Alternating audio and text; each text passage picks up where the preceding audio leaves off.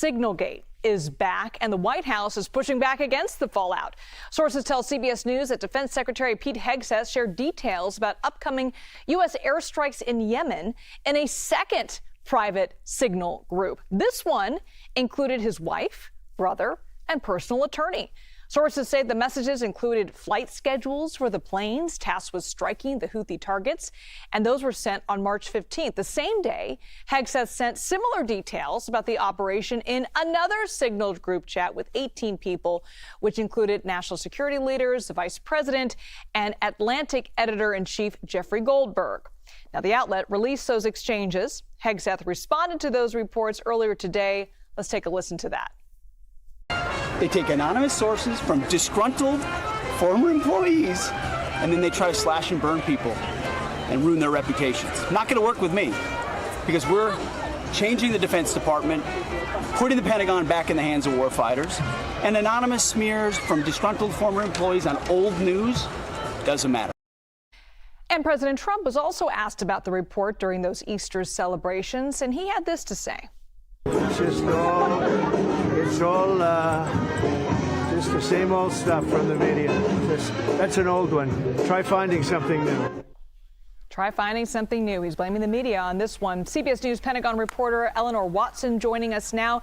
Eleanor, what has been the reaction to Secretary Hegseth's comments at the Pentagon, where you are?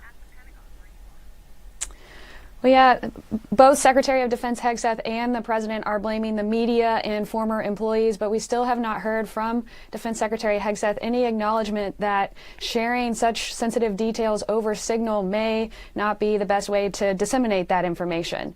Now, this second chat that you've talked about is similar to the first one in that it has to do with strikes on March 15th with sensitive details about the timing and the types of weapons and the types of targets. But that first chat mistakenly included a journalist, and the second chat was started by Hegseth, who intentionally added his inner circle, including his brother, his personal attorney, and his wife, who is a former Fox News producer, not an employee of the Defense Department, and to our knowledge does not have a need to know about these strikes before they happen. Now, his brother and his personal attorney do have positions at the Pentagon, but it's unclear, again, why they would need to know about such sensitive details. The Pentagon has come back, said that there was no classified information shared in any Signal chat, but it's worth noting that the Defense Department Inspector General already, because of the first Signal chat, is evaluating Hegseth's use of Signal and whether or not he complied with Defense Department policies on classified information. And at the Easter event earlier today, we heard President Trump just say he kind of brushed it off, blamed the media for all of this. But is there any indication of next steps for the White House?